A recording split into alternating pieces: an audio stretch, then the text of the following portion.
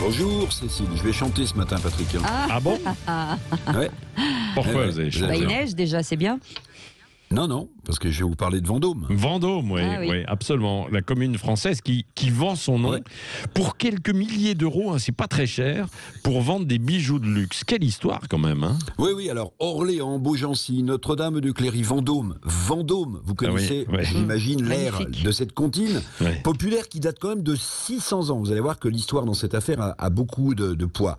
L'histoire de Vendôme, commune du Loir-et-Cher de 17 000 habitants, est riche et ancienne. Et hier, voilà pourquoi je vous parle de Vendôme, parce qu'avec l'approbation de son conseil municipal, le maire UDI de Vendôme a vendu pour 10 000 euros le nom de la ville à LVMH, le numéro 1 mondial du luxe, pour ses produits de joaillerie. Vendôme, ça vous dit sans doute quelque chose, mesdames et messieurs. La place Vendôme à Paris, c'est cette prestigieuse place qui abrite les plus grands noms de la joaillerie mondiale. Voilà pourquoi la marque Vendôme intéresse 7 ans LVMH et surtout sa filiale Vuitton. Ouais, 10 000 euros pour le nom d'une Oui, ville. Franchement, 10 000. bon, on peut tout s'offrir quand on est riche, mais y compris donc le patrimoine commun des Français. Franchement, 10 000 euros. Oui, 10 000 euros. Alors en fait, la ville ne cède pas exactement son Ah oui. nom, mais la marque Vendôme pour des produits de joaillerie. Vendôme d'ailleurs aurait pu de toute façon être utilisé par LVMH sans réellement d'accord. Il y a d'autres endroits qui s'appellent Vendôme, mais l'essentiel du deal, c'est la création quand même de 500 emplois au total Ah oui, dans derrière. cette commune. Oui, 500 emplois, parce que cette commune notamment a été touchée l'an passé par des licenciements chez Thales ou dans le groupe Bosch.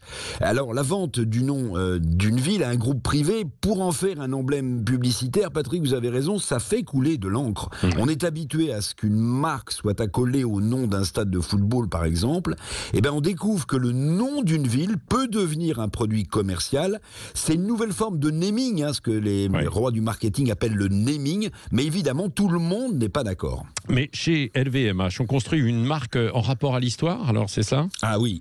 Alors ça, c'est un point fondamental. L'ancrage historique, réel ou construit ou reconstruit, est essentiel pour le développement des marques. Tenez par exemple, l'atelier historique de Louis Vuitton à Asnières dans les Hauts-de-Seine a été réhabilité, ça entretient l'histoire de la marque Vuitton, et cet atelier à Asnières est visité par les touristes du monde entier. Et bien de la même manière, LVMH, à grands frais, a réhabilité l'ancienne abbaye du quartier de Rochambeau à Vendôme pour ancrer cette nouvelle marque dans son histoire.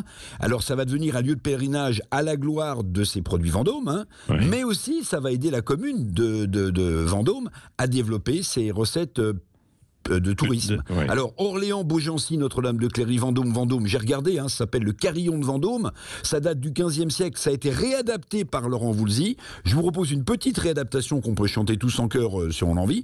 Orléans, Beaugency, dorénavant, Notre-Dame de Cléry, Vuitton. D'accord, bon. Très bien. Vendôme,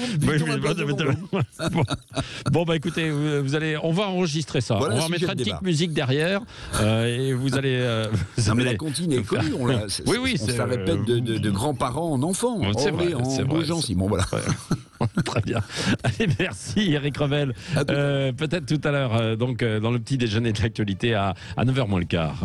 Restez avec nous. Et dans un instant, Cédric Cizer sera avec nous pour la rubrique humour. On se détend pendant 2-3 minutes avec lui. À tout de suite.